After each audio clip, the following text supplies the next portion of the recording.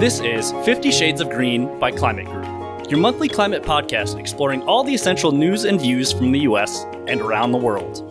I'm Phil Kehoe. Today, we're bringing together some of the top minds in media and advertising to explore the role of marketing, entertainment, and journalism in shaping positive climate action and understanding. First, I speak with Chuck Monn, creative director of Go Humans and former creative director of Apple's Media Arts Lab. Chuck and I will discuss the role of marketing and advertising in creating positive social impact and how this process has evolved to include climate action. Then, Climate Group's Adam Lake will speak with Shyla Raghav, Chief Climate Officer of Time, and Steve Bodow, former executive producer and showrunner of the Patriot Act with Hasan Minhaj and The Daily Show with Trevor Noah, to discuss how different streams of media across print and entertainment have evolved to engage audiences on climate change. How are today's top brands communicating about climate change? And how has the creative concept of a company's social impact evolved to include messaging around the climate crisis? These are the questions Chuck Monn has worked to address throughout his storied career at Apple's in-house creative agency, Media Arts Lab. This year, Monn launched his new firm, Go Humans, a creative consultancy that bridges the gap between for-good organizations and world-class creative talent. Chuck, welcome to 50 Shades of Green. Thank you, Phil, for the chat. And just to get us kicked off here, it would be great to hear about your career and how you got into the advertising space, and just a little bit more after that about Go Humans. How did this come to be, and how did your previous experience in the ad world really shape this decision? Cool. Yeah. I mean, I've been working in advertising for about 25 years. And, I love working on brands and helping them solve their biggest problems. I've worked in this space for like the International Olympic Committee, Visa, PlayStation, and for the last 15 years, focusing solely on Apple. Right around the time of the pandemic, about a year into it, I started, I don't know, it's probably a lot of people have this kind of story as well, as I just started to kind of think on things and self-reflect. And I have two kids who are teenagers. And what kept on coming up for me is, what can I do for them that will help their future? And the best I could think of was that giving them a healthy planet that is good in the future is the best thing I can do. And what I can contribute to this space is communication. I help, take really complex issues and make them simple and understandable and desirable to masses of people. And I think that's something this space really needs as I look into it. So that I created Go Humans, which is a creative consultancy that really looks to bridge the gap between for good and climate organizations and companies with world-class talent, applying the lessons I learned working on Fortune 500 companies to these organizations. Great. Thank you so much for that. And you had mentioned something that I think I would love to go more into. It's all about simplifying these issues and making them more understandable and presented in a way that comes across as substantive and strong. And I know you have a lot of experience doing that in your career at Apple and in your other positions, but I would love to hear a little bit more about how you think that process happens. Like, what is your thought going into, you have this very complex product or this very complex idea that you want to explain to someone or get this sort of message across. How do you approach that? What's your thought process? Yeah, I mean, I don't personally know how an iPhone works. It's really, really complex. It's the incredible brains have put together how that thing is so small and so powerful. But what my job was in anything I did was to take these really technical, complex things and explain it to humans in ways that they get excited about. Those things are universal. Humans, they care about things that are going to make their lives better or simpler or more fun or bring them more time with their family and loved ones. And anything that you're trying to communicate is going to need to connect to people in that way. That's how things happen, how people's brains change, how they, gravitate towards something is by connecting to them, not shouting from you what you think. Like, it's so much of it is always about taking really complex, hard to understand things and making them human and simple. Absolutely. I completely agree. And in terms of finding those examples that shine through, whether you're taking a picture or you're quantifying something, putting it into numbers that people can understand, such as like 1.5 degrees to global warming, like that's the target that we need to hit. That's certainly a big marketing thing that has come through for us in trying to get that message across and give this specific number target that puts it in a way that people can understand more. Sorry, to build on that, I think that number is great for scientists and organizations, but for humans, they don't really know how to attack that number. You know what I mean? Like, so it's the solutions, the smaller solutions that people can do in their everyday lives that are more important, that add up to hitting that number. But if they try to take on getting that number, not hitting that number, it's really hard for them to comprehend or what to even do about it. But I can recycle my cans. Absolutely. Yeah, that's very true. So finding those specific examples, I think, is something that is super important, and having actionable goals for people is certainly something that I think we can build on to help address the climate crisis. In your practice, it seems that the world has been increasingly divided, but what sort of role do you think that marketing can play, like putting together a good message that changes people's minds? What kind of role can that play in exploring some of these complex issues in a nonpartisan way? Yeah, for sure. I think, when you're advertising for a consumer brand, the goal is to bring as many people together by focusing on the insights, the biggest shared insights that we have. And I think there really isn't anything that we share more than this pale blue dot we live on. But I think the reason it feels partisan is by design. It's a short-term way that gets a lot of clicks and likes. It's really a powerful way for people against climate and solutions to distract from it.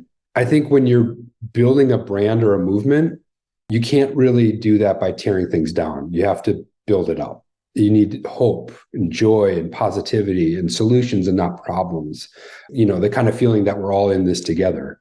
I believe that most people, really believe that climate is an issue. I think we just have to find ways where we can ask them participate in ways that relate to them, making it simple, human, desirable.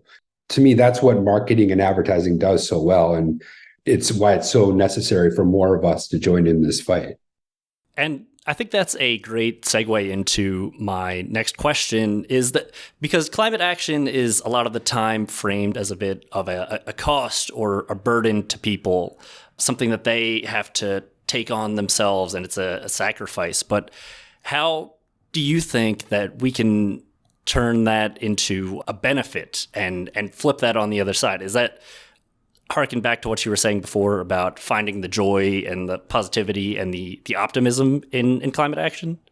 Absolutely. I mean, I think to me, this is the key to climate messaging is, people care about what will make their lives better and simpler and save them money. Those are human wants and desires.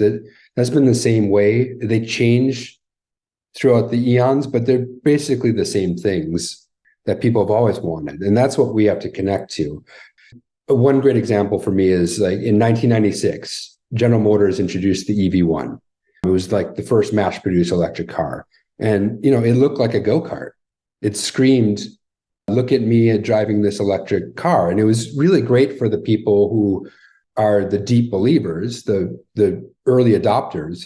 It's not a mass-produced kind of thing because it made people sacrifice what it was like to drive a car.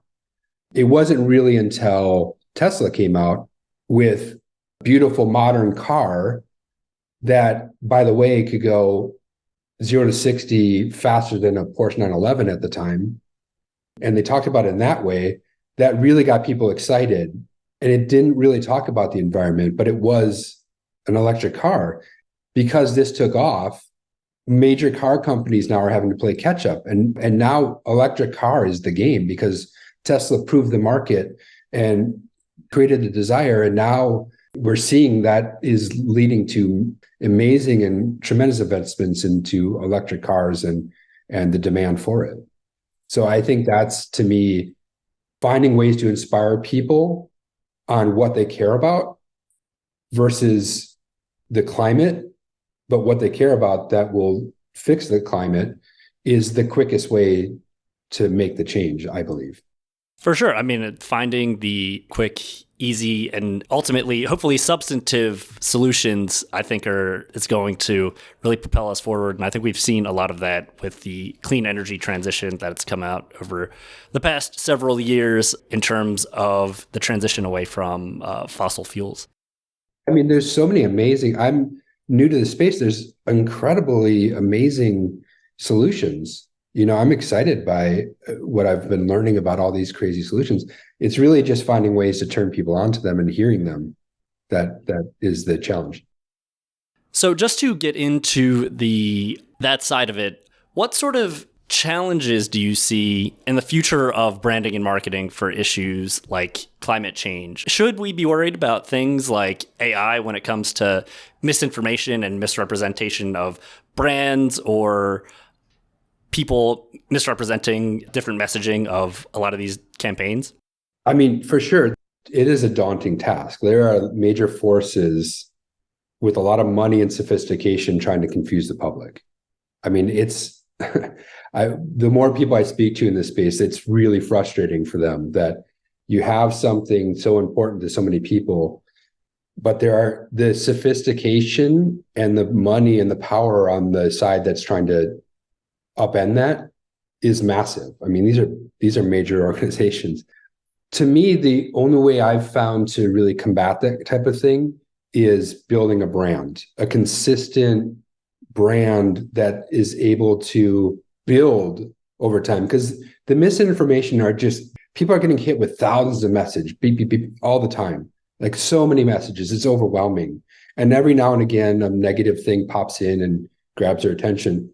But the best brands, they hold on to a consistent message. They stay with that and they build something that connects to people that can weather that. That's bigger than the one-off little messages that keep on popping up, because they build something that connects to like human desires and human beliefs that stand the test of time. So I'm a huge believer in brands. It's always been the case. There's so many brands live in a cluttered environment, and the best ones are simple and clear and direct and consistent. That helps them grow for years to come. Yes, I think building that trust and that sense of consistency is absolutely key, especially when it comes to the climate crisis. Maintaining that positivity and that sense of resilience that we're all going to get through this, and trying not to be defeatist, I think is something that is very important in terms of messaging on our end. To close us out on a positive note, Chuck, I would love to hear something that we can potentially look forward to in the future of social impact advertising.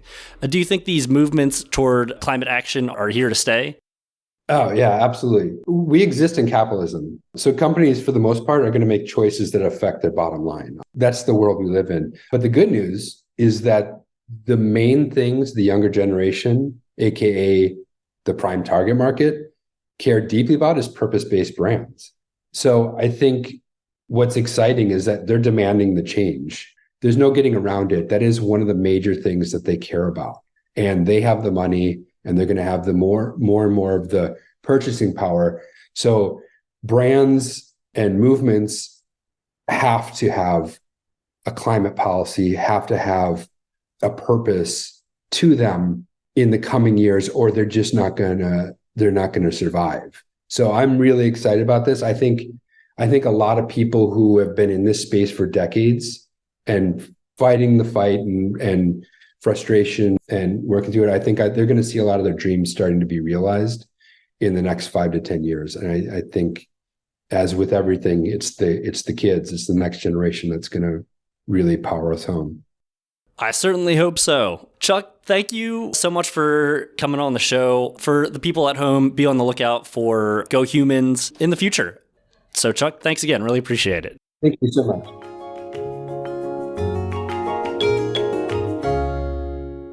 What roles do the entertainment industry and media play in how we understand climate change? And what is being done to leverage these platforms for climate action? Next up, our own Adam Lake will speak with Steve Bodow, executive producer and showrunner of programs like Patriot Act with Hasan Minhaj and The Daily Show with Trevor Noah, and Shyla Raghav, chief climate officer of Time, to discuss the impacts of new media initiatives that are working to elevate public understanding and action on the climate crisis. Welcome, Adam, Shyla, and Steve. Thanks so much, Phil. I think that was a really interesting section. And, I just think so many of the campaigns there that Chuck has managed, especially for iPhone and the Mac, for I'm a PC, and the photo taken on the iPhone. I just remember so many of those campaigns, and so great to hear that he's using those skills and talents into communicating about climate. And I think it's just such a wonderful segue into the conversation we're going to have now with two amazing guests who are talking about climate from completely different angles in the public engagement space. We've got Steve. Steve, what do you do? Tell us what brings you here today. You did, Adam. My name is Steve Bodow. I'm a TV comedy writer and producer. I worked for many, many years at The Daily Show with Jon Stewart and with Trevor Noah. Also with Hasan Minhaj at Patriot Act, a bunch of other shows in late night. More recently, I've been working on and developing, and in some cases even getting on air, a comedy that takes climate as its topic. Brilliant. And of course, we at Climate Group run Climate Week NYC, and we're really grateful to work with you and have your support in creating Climate Night, where you got all of the big TV shows to come together. In September 2021, I think we had 8 late night TV shows here in America, all on the same night, turned their shows over to talk about climate for their entire episodes. And it was more than 20 million people watched those shows in aggregate. Wow. Yeah, it was the first time that the late night shows had come together in that way to talk about a single topic on a single night. Brilliant. So it was, it was kind of a big deal. It was fun. And so we're definitely going to be diving into the conversation with you about how TV and comedy can communicate climate to people. And I also want to bring in our other special guest today, Shyla. Shyla, introduce yourself, please. Yeah, thank you for having me. I'm Shyla Raghav. I'm the Chief Climate Officer at Time, the media company. But I often say that I'm a climate professional masquerading as a media one because I've spent my entire career working on climate change. Like a climate spy. Exactly. I'm the informant or the mole working within media now. And you're sort of blowing it, Shyla, by saying this. I've revealed my true identity. When people listen. But I've actually spent my entire career working on climate change. So I started out at the World Bank and at the United Nations working on climate change adaptation. So trying to design solutions to channel funding to developing countries to adapt to the impacts of climate change. And then I've also worked in nonprofit where my main charge was really raising visibility for nature as a climate solution and all of the advocacy and policy that's needed to protect and restore nature. And obviously, you were just announced as the new Chief Climate Officer at Time Magazine, which is incredibly exciting. So what does that do? Yeah, I mean, it's a new role, so it's never existed before at Time, and I think it's probably unprecedented for media in general. So it's really exciting because I get to define what that means, and that means that we are really taking a hard look at how media tells stories about climate, and I think a big part of what all of us have experienced is that most of climate content is negative, or it leads to this kind of prevailing sense of despair and anxiety, doesn't necessarily give you a pathway to action. And so my charge is really to see how can media be more of the solution than part of the problem in terms of activating populations to do something about climate change. Brilliant. Thank you. And sort of jumping into the conversation we're going to be having today, Steve, often I hear, especially at Climate Week NYC, people describe climate change as a communications problem. What do you think of that? I think of it as being more of a carbon problem, but I know what you mean. It's a communications problem in as much as maybe people don't quite understand how it works or how to solve it. But it is, it's every kind of problem, as we know. The communications problem aspect of it, I think, is getting people to want to hear about it is difficult because, as Shyla was saying, it's a hard one. It's not for nothing that people come away with a feeling of doom sometimes. We know it's a very serious problem, especially when folks are coming to be entertained. It's not really what they're there for. One of the reasons I think that comedy can be a more effective way of communicating is that, it makes it fun. It's as simple as that. If they're laughing, then they're probably having at least half a good time and probably paying some attention. The point about leaving them with something to do at the end of it is, I think, also very important. Not always what comedy is able to do. Sometimes it is. I think sometimes comedy is just a way of getting folks to tune in and get some information in a way that sort of seeps in almost in the background. But over the years, you've worked on some of the biggest shows on television, and a lot of things have happened in the world over that time. You've been focused on a number of really difficult and complex political issues that are highly divisive. When you go into work and you're working with these great, famous comedians, talented people, how do you tackle that? When you sit down and think, here's a tricky subject, what's in your head? Well, whether it's politics or climate or whatever else, generally, in addition to having the facts, it's very important to be clear and honest about where people are at emotionally, which sounds like a very heady way to approach comedy, but it turns out to be true. That I think what people are looking for a lot of the time is some acknowledgement and validation of what it is they're feeling. And if comedy can provide that, obviously in the form of jokes or some silly absurdity, whatever, then they tune in. You're sort of meeting them where they are in terms of their feelings. And then the audience feels that you are attuned with them emotionally. They're much more likely to listen to what arguments or facts you're presenting. So comedy is good that way, but also you kind of have to do it in order to get people to just laugh at your jokes. If they don't feel right to them, then they won't laugh. I imagine, Shyla, that's not terribly different in media and publishing. Time magazine is Time as an organization, it's huge and it's historic. Do you think there's similarities there? Absolutely. And we talk a lot about what compels people to act. And I think if people were to act on the basis of facts and science and just analysis or reports, they would have already. There's no lack of scientific consensus or information that should motivate someone to act or to change their behavior. And so it's not an either or. It's not just about providing the economic or financial rationale. It's how do you combine that with the emotional rationale for it as well. So not just comedy. Comedy is a really powerful tool, but there's also emotions like FOMO, fear of missing out. How do we make people feel like climate change isn't something happening to them? It's not something that's punitive or something that they have to sacrifice for, but rather this is a way for them to kind of be at the top of their game, to reshape their industry, to be a professional that is part of leading the charge of a new era of professionals. Now, sustainability is a core part of every business. Before it wasn't. And this is a whole new trend that I think increasingly is important for us to leverage in how we communicate. It's an interesting one, isn't it, when it comes to editorial? It feels, especially with a lot of online publications, that you've got two types of journalists. The journalist that explores and tries to change minds, and the journalist that says what their readership wants to hear. So they build their sort of base.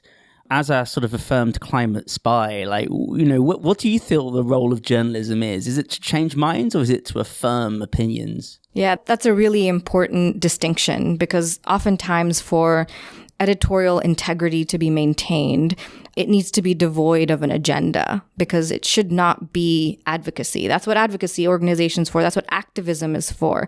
So I think the role of editorial content of journalism is to tell fair and balanced stories with a clear point of view. And the point of view, in my view, and our point of view at Time, is that climate change is real and we need to do something about it. And the way that we tell stories conforms to and reinforces that point of view. So I think it's a nuanced distinction between a point of view and an agenda, but it's a very important one because for a brand like Time, and especially one that has built its legacy and reputation over 100 years, for our content to be trusted is the most important feature of what we put out into the world. I would say the same thing by analogy with comedy. The most important thing is for it to be funny. Might it have the desirable knock-on effect of changing the way they think? Like it might. I might hope that it does. But job one is it's got to be entertaining. It's got to be funny. Or you're doing a different job. Then you're doing advocacy. You're doing something else, and it's going to be no fun. And I don't think it's going to work as well. Do you think comedians need to be trusted, or is it just funny? Well, I mean, depends. Which comedians who are doing what when? I'll speak to legal before I answer that. No, it's not a legal question. It's a aesthetic question or a creative question. No, I think you don't have to trust a comedian and think that they're very funny. If you are coming to that comedian for news and information and perspective on real things in the world, then it helps to trust them a great deal. There's plenty of comedians who aren't trafficking in that at all.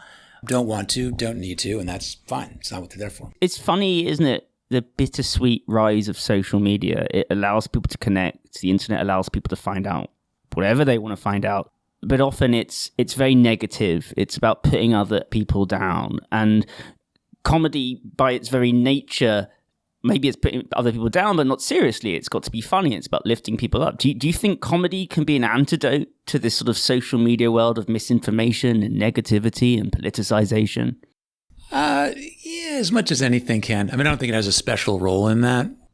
Yeah, I don't know. There's a lot of mean people on Twitter and a lot of funny people on Twitter too. And sometimes it's the same person. It's true. I mean, yeah. And sometimes, maybe a crafty comedian will see someone who's just like being mean and they'll take them down with a good joke and that helps. But it's not like, I don't think it's a special role for comedy to play in that environment. And Shyla, I'd love to turn that to you. I remember I went through a phase about 10 years ago when I stopped buying paper newspapers because I thought I can just find everything on the internet. And I haven't picked up a paper in a while. But do you think there's that trend? Do you think people are turning to editorial titles to actually get something a bit more substantive that they can trust? Yeah, I do think that there has been this overwhelming trend of people consuming content on digital and social media. But I think these legacy brands have a really important role to play for that issue that I mentioned earlier, which is trust.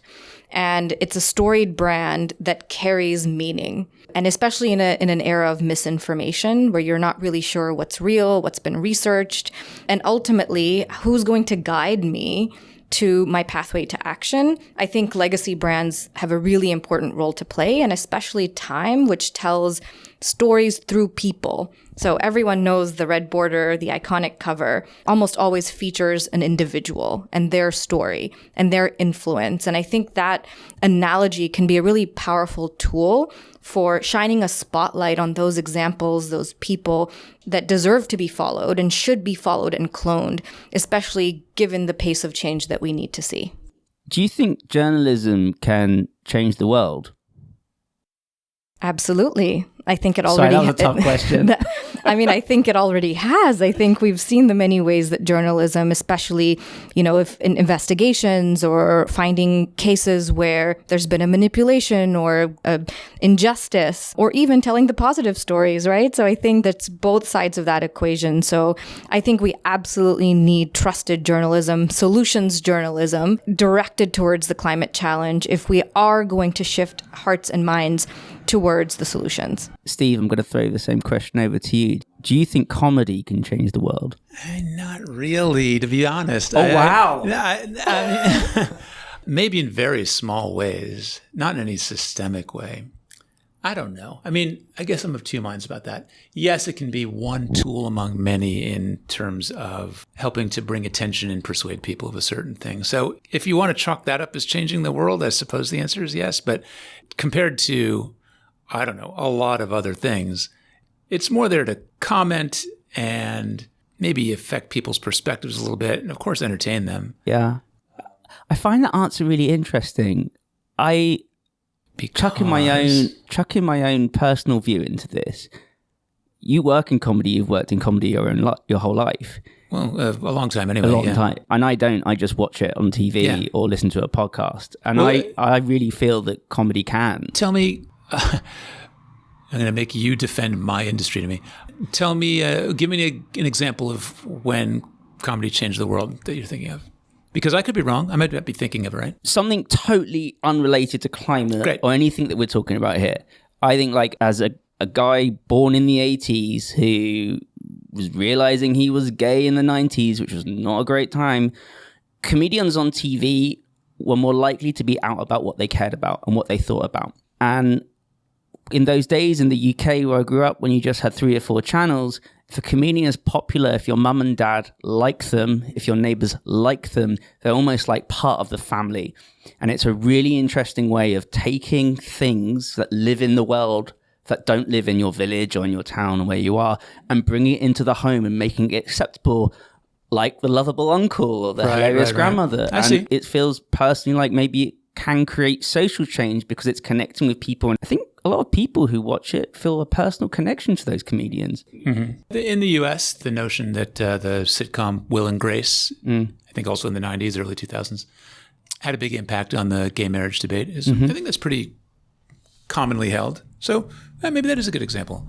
Shyla, I saw you nodding there. What's your view? Absolutely. I would completely disagree with you. I do think I think even the work that you have done has changed the world. I think I grew up watching The Daily Show, and I do think that it helped really uncover issues and make them relatable. And I actually looked forward to learning about issues in a new and different way and being challenged. And I think only comedy could have created that dissemination. That's interesting. So I guess I do think that it can change individuals. I had a similar experience growing up. There was not, it wasn't late night TV. It was actually like comic strips that I was paying a lot of attention to. Magazines like National Lampoon and things like this. They did have a big impact on me and changed the way that I thought about things. I suppose that you go from there, you change a person and that person grows up and goes into the world and that changes. So in an indirect way, I'll buy that. I guess what I was responding to is the notion that like someone gets a really great joke together and tells it at 11:30, and the next day politicians in Washington are like, he was so right. How could we be doing this? Reverse the engines, we're fixing the policy.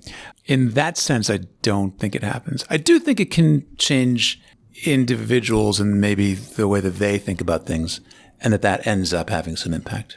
I think, unfortunately, we're in this space right now where the climate world has become like a purity test. You're either doing the right thing or you're greenwashing. And I think comedy can be a really great way of cutting through that nuance, right? It's not black or white. It's not good or bad. Everyone's in a different space. And these are complex, thorny issues where it's oftentimes difficult to say what is actually the right thing. Comedy can be a great bridge to being able to have those conversations because it's so emotionally charged right now, especially as we go into COP28, which is being hosted in the Middle East. And there's all this debate and discussion around oil and gas and political influence. So I do think that comedy could be a really great way of breaking and cutting through the polarity there. I want to use this as a time to jump into the conversation around impact. So obviously, with Climate Week NYC and Climate Group, our main focus is working with business and government to make them create change. And I'd be really interested, speaking to Chuck earlier about how he's trying to use advertising and marketing to make changes with business. I'd love to sort of put to both of you, Shyla first, in terms of what impact can the work that you are doing have on changing business and government? We've talked about the public and changing individuals. Those top people, how can publications and the media change? Yeah, so I think the primary objective that we have at the Climate Action Division of Time, which is called Time CO2, is really about kind of introducing those inspiring and positive stories to business leaders in particular, because the large corporations have access to the trends and the data. They know that their industry is already being reinvented, but it's the small and medium-sized businesses that just don't have the capacity or the availability of information to know how, where those trend lines are leading. And so what we're trying to do is really introduce and proliferate all of this content so that a majority of businesses can understand that it really is in their best interest to do something about climate change. And again, to kind of provide that analytical plus emotional rationale that will show them the pathway and show them the examples of their peers in their industry that have already done something and have reaped value from it. So I think that's kind of the biggest objective when it comes to the business space, is really making that case super clear and then creating community around it. That's another thing that I think media can really do well, is creating that space, that convening power that media has to kind of broker or foster the dialogue around the pending or the open issue. So those are the two things that we're really focused on at Time. Because politicians really do listen to that stuff. I remember a long time ago working in politics, like they really care about what was on Newsnight last night. They really care about that small article more than what's happening in the areas they should really be looking at. Like, it does impact, doesn't it? Yeah, it really does. I mean, they when it comes to actually being able to have an editorially led conversation, there's incredible power in that, because you also can amplify the outcomes of those conversations outside the room, and you can reach a broader audience, and then you can create a feedback loop so that you're growing and you're evolving, and then you're weaving in different types of content, op-eds, editorial, videos, that kind of that choreography itself, and that combination of different format types, in person and digital and print, can have a really powerful effect in aggregate. Adam, I got to interrupt. I don't know exactly what you're about to ask me, but I do know Shyla's answer is better than mine's going to be. Let's hear what you got to say, but I'm just not going to be that good. And I agree. I find a really interesting answer there. I want to sort of put over to you, Steve. Do these worlds cross your path? Business and government, the big senior decision makers. Yeah, I mean, to some extent. I mean, I think some of them watch the shows. I think the incentive with comedy shows for politicians or business leaders is, please God, don't let me end up on that show. Okay. Because they don't want to be ridiculed. They really don't want to be ridiculed. Well, I don't know. Is that still the case, though? But I think a lot of them don't want to be ridiculed. The shows are also, because if they succeed and they're funny and they have a decent-sized audience, it's also a good platform for discussion for politicians or business leaders to come on and have a more serious conversation with the talk show hosts, because Stephen has 3 or 4 or 5 million people watching, and it's just one of the best places to go and have a high-profile public conversation. And it wouldn't be that big an audience if the show weren't funny first and foremost. When you're looking at things to write material about, are you more led by what people are talking about on the street?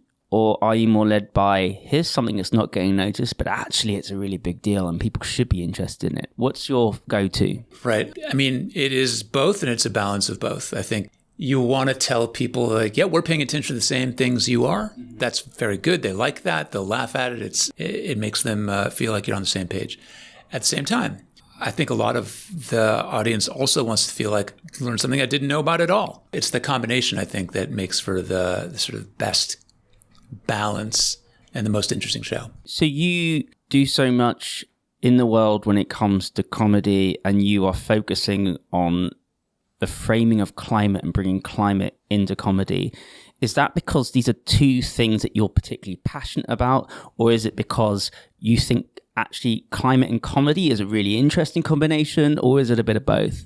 It's not so much that I think, wow, climate and comedy, that just needs to happen creatively. Yeah. It was more, this is back when I was leaving The Daily Show in 2019.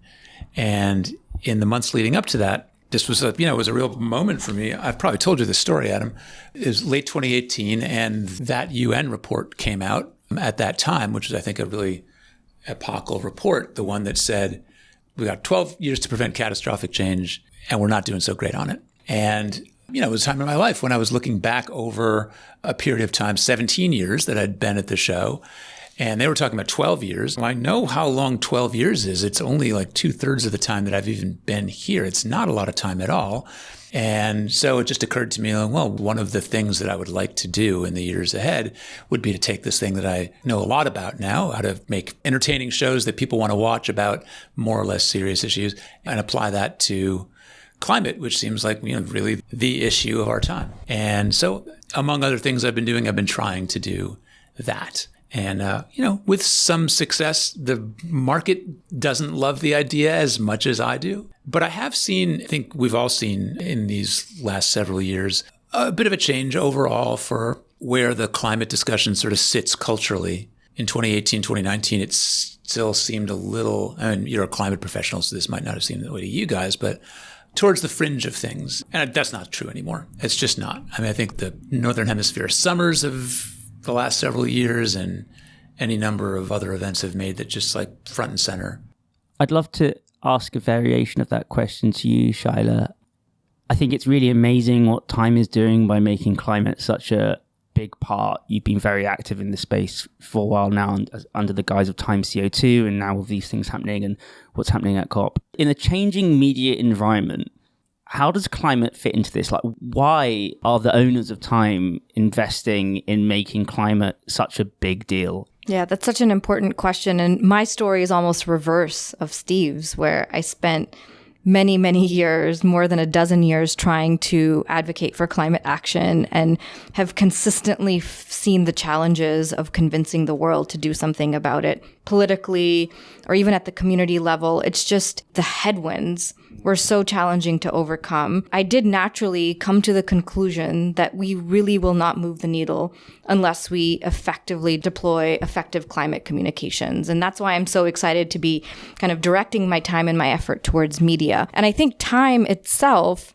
also, it's just completed 100 years. Yeah. We just celebrated our centennial. We've been reporting. Happy birthday. Thank you. Thank you. We've been reporting on issues and sounded the alarm on climate change in the 80s. But now we need to go beyond just informing and educating. Time might have been the first place that I heard about climate change. I have an image in my head from the late 80s, early 90s of the cover that would be it. Yeah. So Time has this history, but I think we now need to go beyond informing, educating people about the issues and activating and inspiring them. And that's why Time CO2 exists, is because there's a gap. There's an action deficit. And so we need to actually think about how do we convert awareness into engagement and action. And that's why Time really sees this as the future of our next 100 years, right? For leveraging our trust, legacy, our reputation towards the most important issue of our generation. I completely agree with that. I could literally carry on for another hour like this, but I'm going to ask you one final question each. And actually, I want to echo a point that Chuck made in the early interview where we were talking about should there be hope when it comes to how businesses behave. And his basic point is young people are growing up and they really care about purpose-led brands, and businesses will do what serves a business.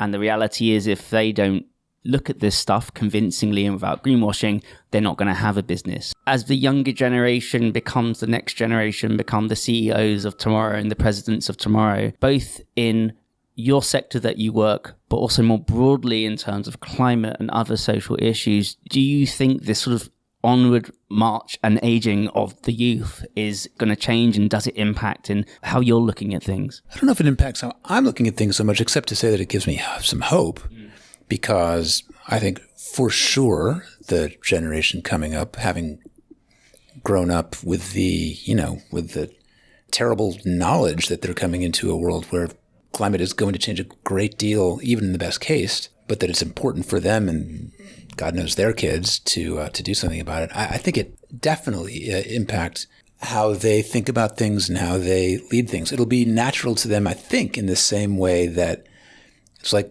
any 25 or 30-year-old coming up today is like, of course they think about digital first. It's the only life they've ever known. Yes, of course they'll think about climate concerns. It's the only thing they've ever known. And it'll become almost a background process into how they do things. I also think that capitalism is extremely effective, and that and that plenty of 30-year-olds will grow into corporate CEOs who still like the profit bottom line very much. So it's not like clear sailing, but I think it'll be better than it's been. Shyla.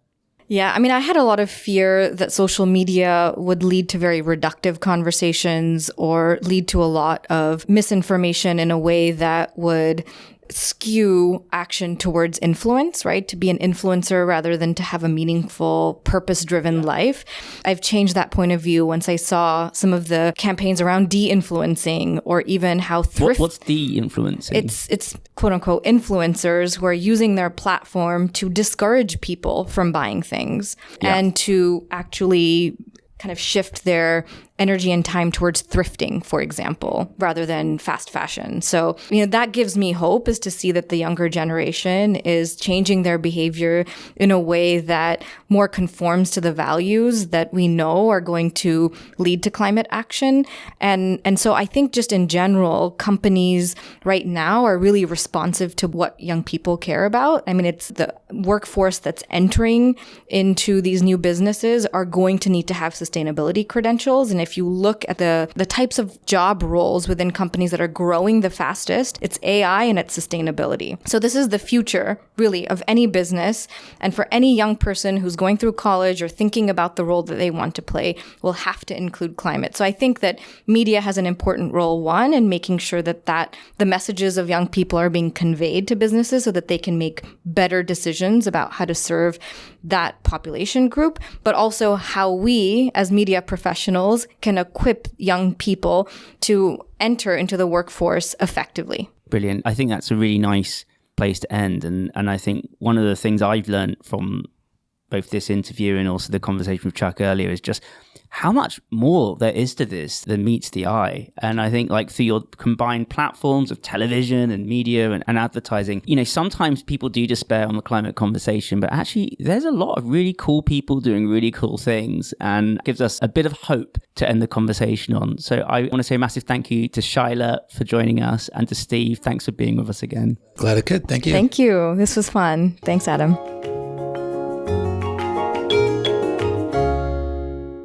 Thanks again for tuning in, and a special shout out to our guests, Adam, Chuck, Shyla, and Steve. Be sure to check us out online at climategroup.org. Climate Group's 50 Shades of Green is available on Spotify, Apple Podcasts, Amazon, and Google. Stay well, and we'll see you next time.